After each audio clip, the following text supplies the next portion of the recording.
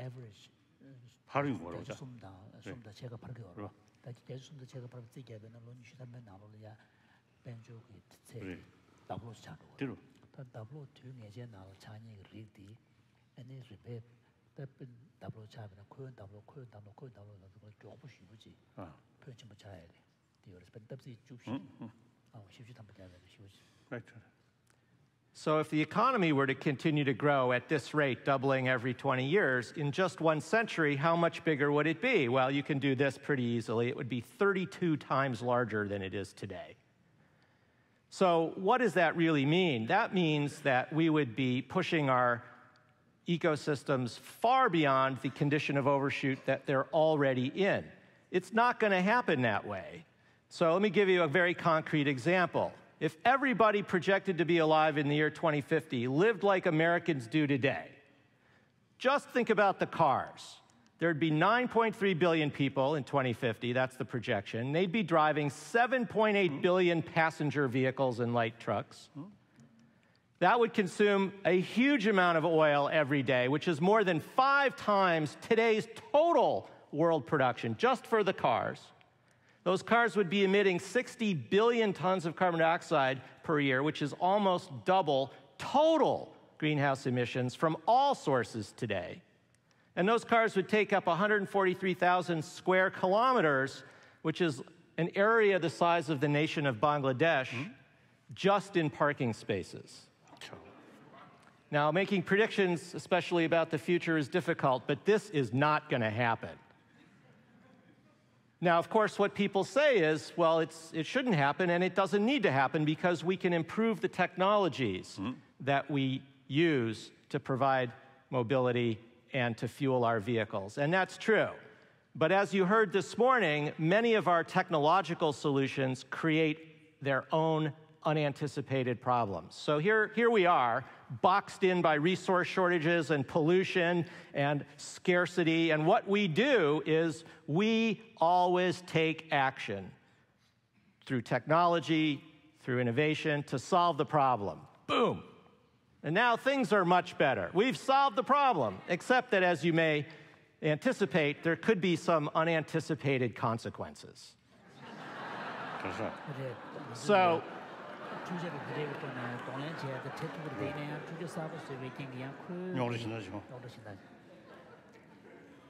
so there's a serious issue. There's a serious issue as to whether there can be technological solutions to the problems that are created by growth that don't create worse problems for us. So we have benefited greatly from antibiotics. Millions and millions of people have been saved. We wouldn't want to live without them. But because we use them, the pathogens are developing resistance.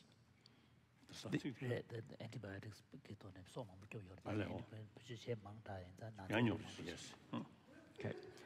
And because we solved the horse manure problem of early American cities with the internal combustion engine, that problem seemed to be solved, but it created the climate problem. So there's good reason to believe that technological solutions create unintended harms because, as you heard this morning, and you agreed with this, which I also deeply believe, the more we learn, the less we know. And our ignorance of how our Earth system works is vast. So we can never be sure that our technology will solve the problem. But let's assume that it could. And here's, I think, the most important point from what I want to say today. Let's assume that the technologies we have don't create these problems. It still doesn't solve it. Because if we create a solution, then growth continues until we hit a new problem. And if technology can address that one, growth continues until we hit a new problem. And another one, and another one. And since we live on a finite world, that cannot go on forever. So as long as everybody wants more, we cannot solve this problem, no matter how good our technology is. Now, we're going to need all the technology we can get, but I think the core of the issue is around this question of what it is that brings people happiness, that creates well-being. So in this chart, you see the real GDP per capita in the United States. In other words, real income per capita.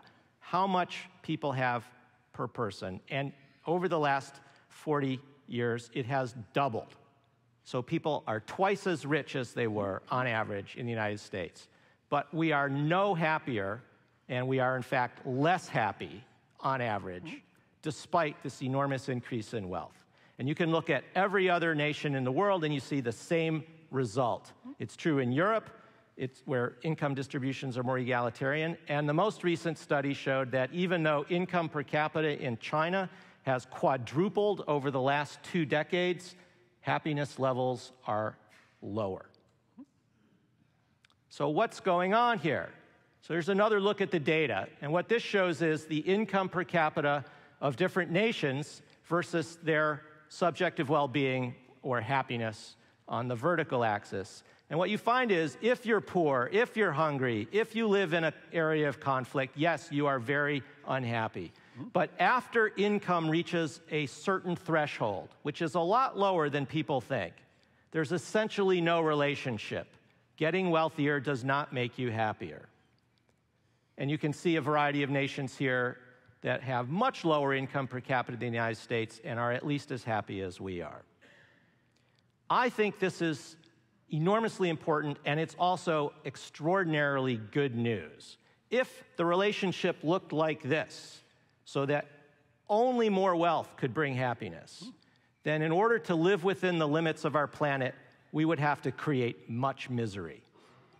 But because that's not true, those of us who are so rich but are not so happy can change the way we live and provide the opportunity for those who need more to develop and gain the food and security and economic opportunity and health care and education that they need. So this is really very good news.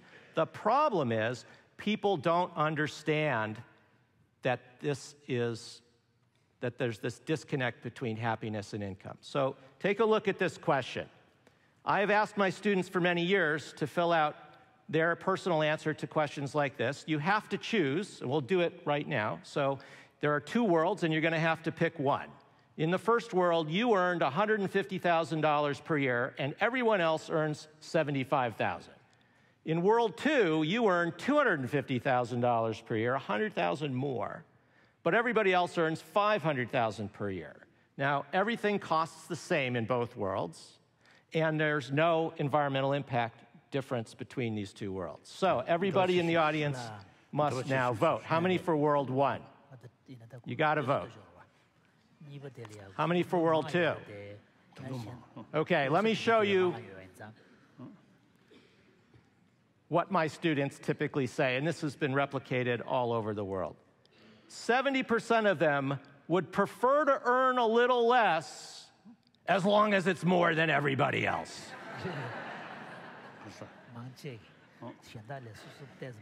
This is a very serious problem. Everybody cannot be richer than everybody else. I'm pretty confident in that statement. So,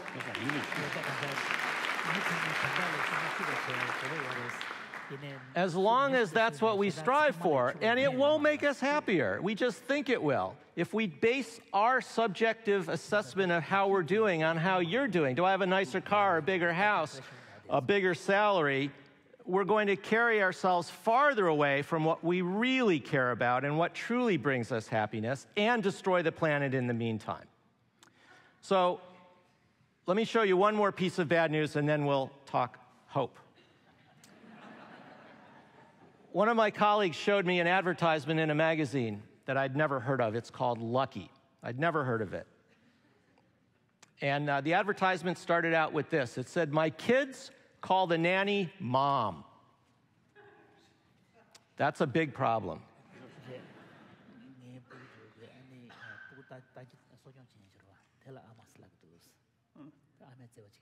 You're so disconnected from your own children that they think your daycare provider is their mother. So they say, well, this is a huge void in your soul and you need to fill it. And their answer is, go out and buy yourself a $1,000 pair of shoes. This is the actual advertisement. So we've been talking.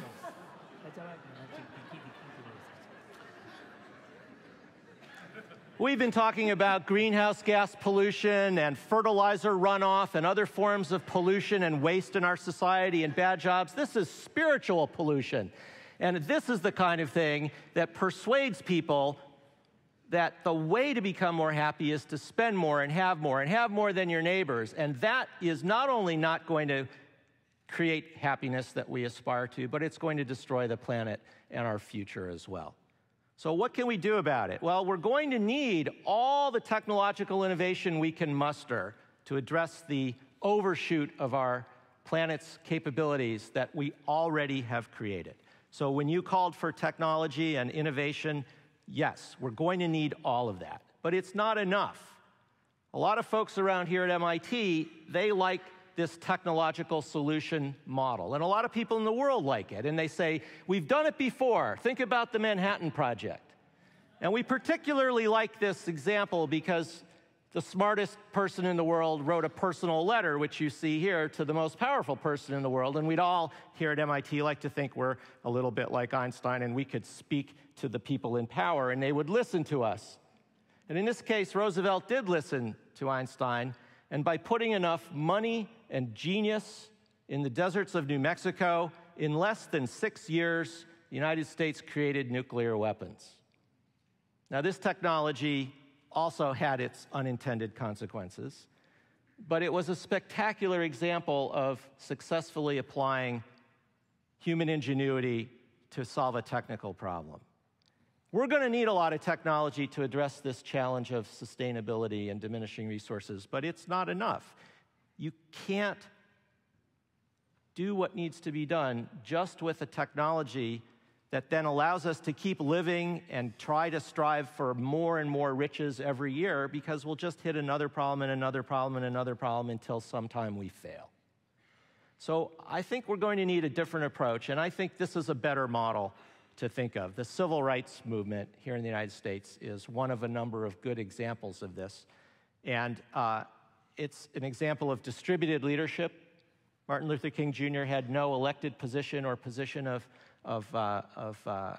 positional authority in our society. His power and authority derived entirely because people stood up in their houses of worship, their Rotary clubs, their libraries, and they said, segregation is wrong and racism is immoral, and we're going to do something about it right now, whether it's registering voters or marching in Washington for change in our laws. This is what we need. And people say, well, that's impossible. I don't agree. So maybe I am an optimist and not Dr. Doom after all. Because we've done it before. We're going to need all the technology and creativity that we can muster, and we're going to need to tackle the problems that Rebecca Henderson spoke about this morning: implementation, scale up, collective action, problems that James also spoke about. But that is not enough. We're also going to need transformation, creating a business as unusual, striving for what we truly want, not for what advertisements tell us we want, not for what seems to be the way to get to where we want to go. And I got to tell you, nobody knows how to do this. I certainly don't. But when people tell me, and I'm echoing James here, I think, when people tell me it can't happen, I say, well, stranger and more wonderful things have happened just in our lifetimes. In my lifetime, for example, we've seen the fall of the Berlin Wall, which nobody thought was ever going to happen. And I traveled in East Germany and behind the Iron Curtain, and people back there, they thought it would never happen. And most people in the West thought it could never happen. We've seen the end of apartheid in South Africa peacefully. We've seen the end of violence in Northern Ireland peacefully, and similarly transitions in Egypt and other countries in the Arab Spring. Now, the underlying problems have not gone away, and let's not be naive here. There are still grievances between these parties. But these things happened, and anything that exists is possible. Thank you.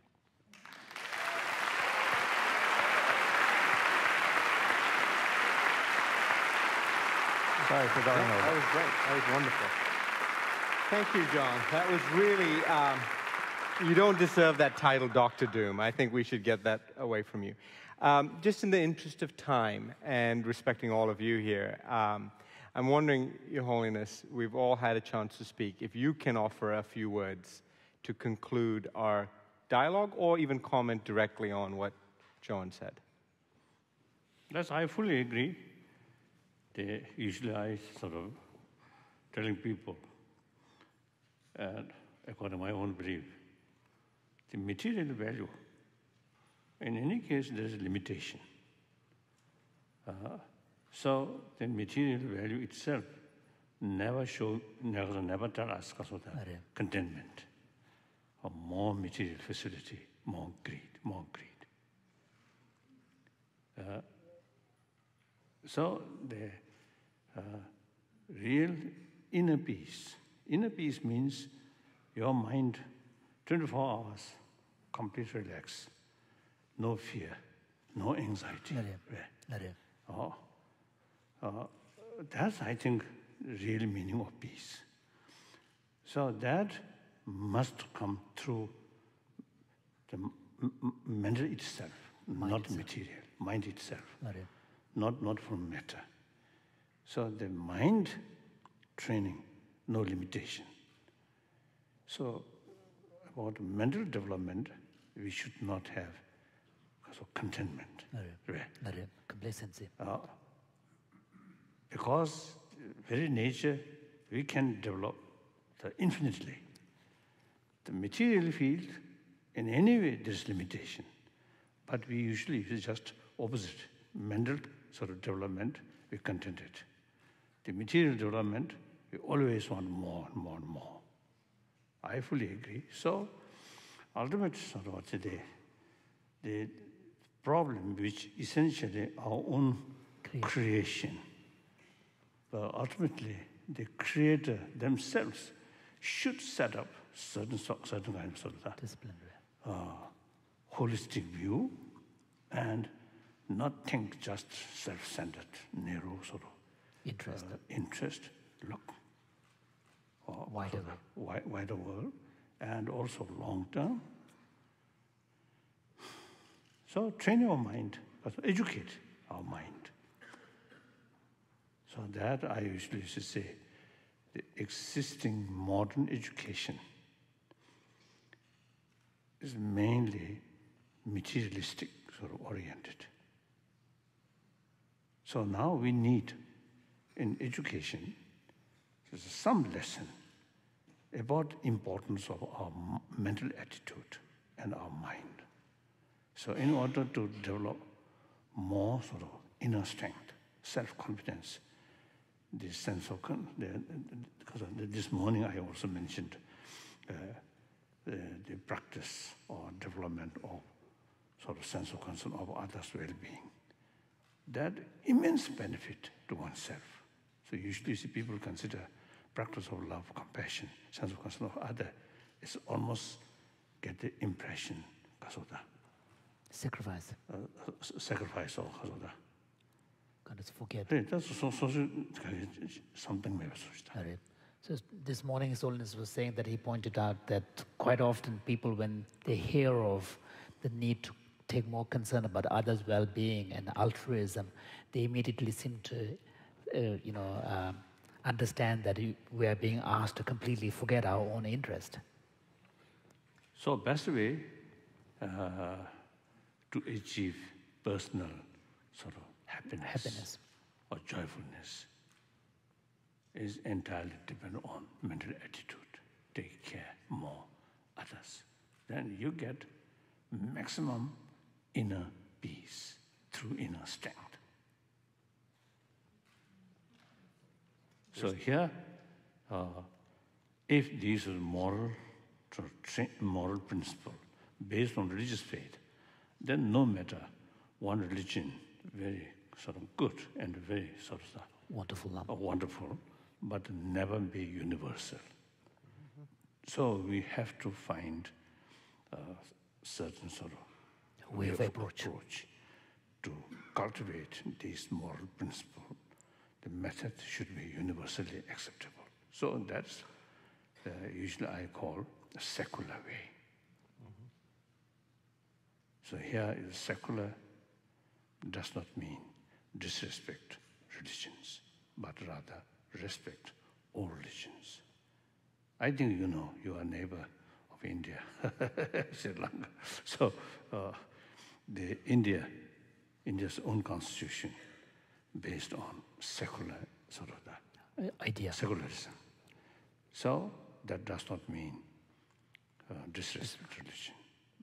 Because of the India's reality, the multi-religious community, multi-culture sort of the community. So the constitution should be acceptable to everybody. So secularism. You see, they have constitution based on that. So that's some living example. And through that way, the religious harmony also is developed, also kept, right? Last 1,000 years. So in any way, I think ultimately my feeling is to educate people. So two ways. One, we have to sort of plan properly the next generation, not our generation, but next generation, educate them properly. When they grown up, I think their way of thinking, way of conduct may be more wiser. But at the same time, some of these problems are truly very urgent. So you see, we need how to influence the decision maker. You see, pay more attention about these sort of issues rather than their national interest alone. Interest. Like that I think you one big slow organization. So now you see, mobilize some kind of peaceful, non-violent sort of revolution. I think something need, I think, today. Isn't it? Yes. Our weapon is truth, reality, and with more holistic sort of perspective way. I think world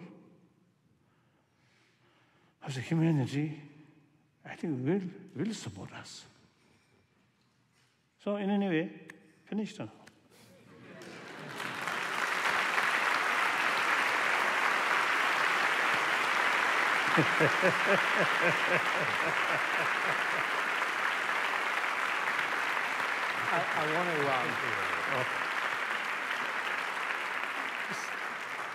I want to take a second and thank all of our panelists this afternoon as well as this morning. I think the most uplifting thing about what everyone here, all the experts, all the scientists, the economists, business thinkers said is that they all presented us with problems and dire problems, but every one of them spoke about the ability for the solution to be close at hand. None of them left us without saying, it can be done, but the will to do it really is amongst all of us. So with that, I really thank all of you for coming here. Please be safe. And is there someone going to? Tenzin, sorry. Yep. Thank you. How was all this for an unrehearsed conversation?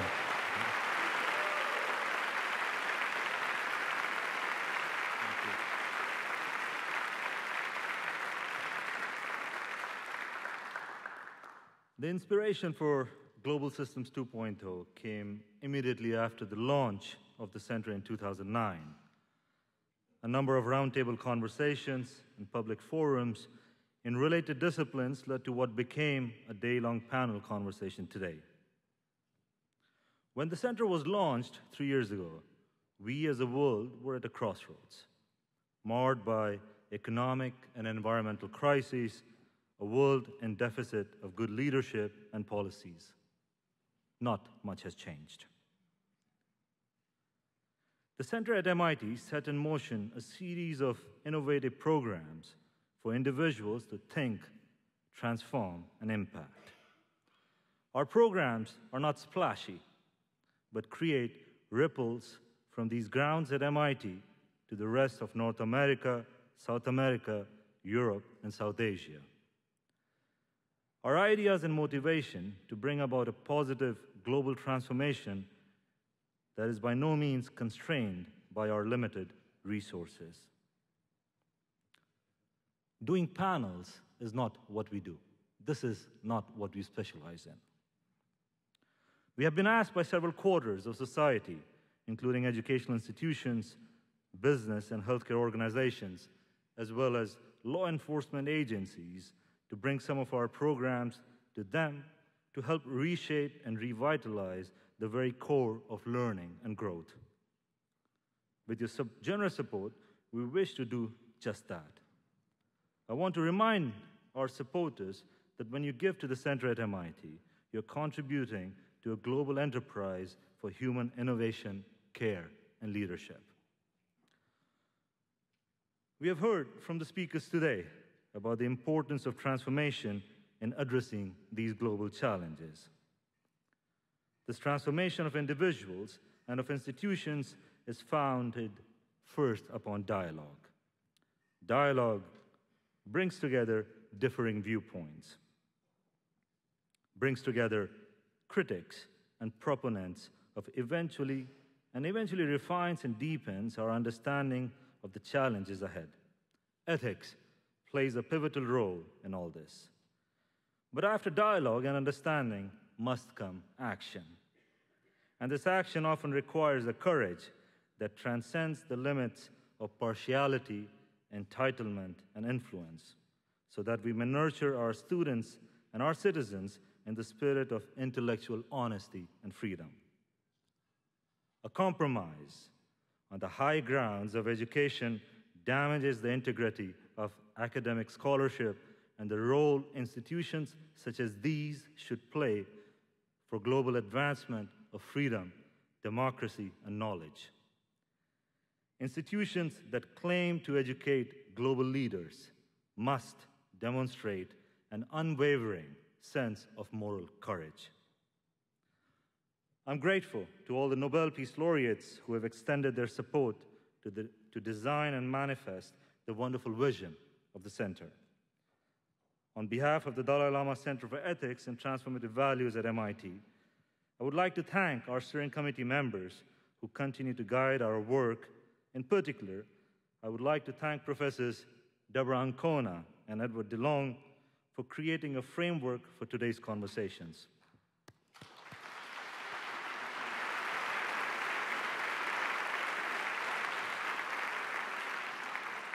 My gratitude to the wonderful members of the two panels and our versatile moderator, M. Sanjayan.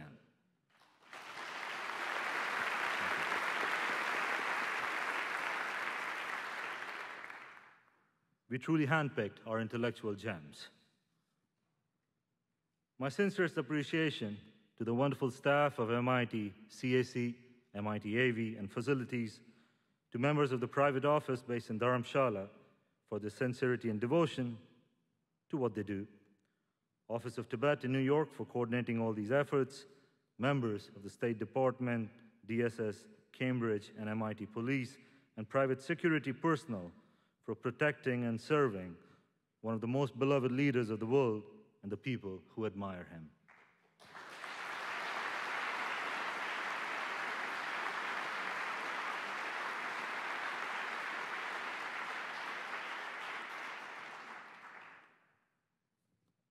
I want to simply read to you how this panel was framed, as in the proposition, that the Center for Ethics is committed to a systems approach to solutions.